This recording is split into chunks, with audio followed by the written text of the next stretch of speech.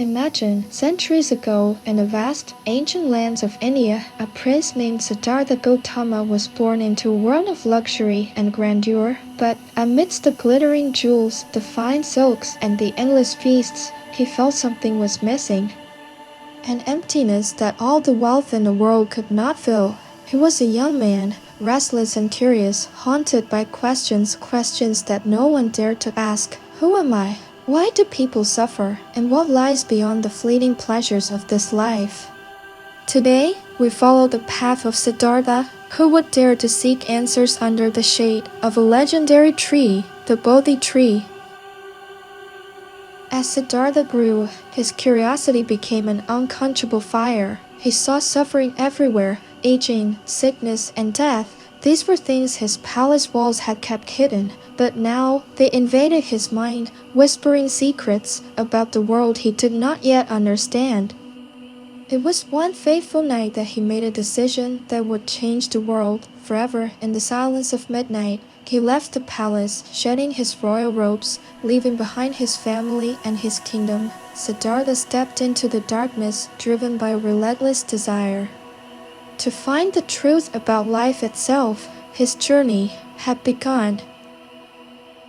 Siddhartha sought the wise sages of the land, masters who lived in solitude, denying themselves every pleasure, every comfort. Under their guidance, he pushed his body and mind to the brink, fasting until he was but skin and bone, meditating until his thoughts were lost in silence. Yet, as the years passed, he began to wonder, why was the truth still hidden? He felt weaker, not wiser. Had he been searching in the wrong places? This life of suffering seemed to only trap him further in a cage of his own making. One day, as he sat, starving and weakened by endless fasting, a young village girl approached, offering him a bowl of rice. For a moment he hesitated, but something within urged him to accept. As he ate, he felt strength returning, a calm he had not known in years. Suddenly it was clear. The answer was not in extremes, not in pleasure nor in suffering. There was another way, a way of balance. This was the middle path, a path he would soon follow, toward the heart of truth. At last, Siddhartha arrived at a magnificent fig tree. Its branches stretched wide, ancient and wise. Here, he thought, this will be my place of rest, or my place of revelation. With a calm mind and unwavering heart, he made a vow he would sit beneath this Bodhi tree and not rise until he had unlocked the mysteries of existence. As he closed his eyes, the world around him began to fade. But his journey was far from over, for now, the true challenges would begin.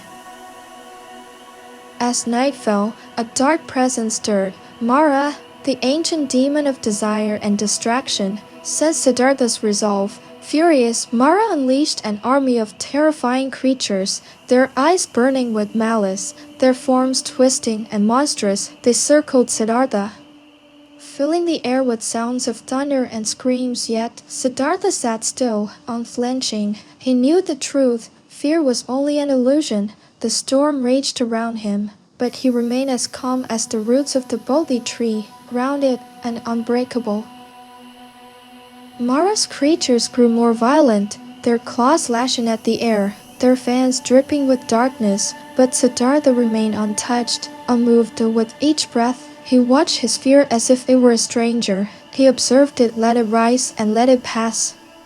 Never reacting, as he sat, fearless, Mara's illusions began to dissolve like mist at dawn. Siddhartha had discovered a hidden power. By simply observing his fear, he could make it vanish. Seeing that fear had failed, Mara shifted his tactics. His daughters, beautiful and enchanting, appeared before Siddhartha.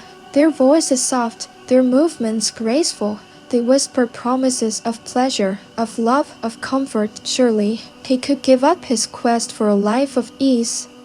But Siddhartha looked within, untempted. He knew that these desires were chains leading away from freedom. He closed his eyes, and like petals in the wind, the temptations drifted away, leaving him in deep serenity. Mara's voice crept into Siddhartha's mind, soft and sinister. Who are you to seek enlightenment? Are you worthy? The questions hung in the air, twisting like shadows, but Siddhartha knew this was another distraction. Self-doubt, he realized, was Mara's greatest weapon. Instead of engaging, he simply acknowledged the doubt, and like a fog lifting, it dissolved. Siddhartha understood now every doubt, every fear was just another hurdle on his path to awakening. In a final act of defiance, Mara demanded proof that Siddhartha was worthy of enlightenment. He asked, "Who will testify for you?" Without a word, Siddhartha reached down and touched the earth. In that silent moment, the ground itself responded. Trembling in recognition of his dedication, the earth bore witness to his journey, his struggles, his resolve. Mara had nothing left. He faded away, defeated, leaving Siddhartha in stillness, in profound peace.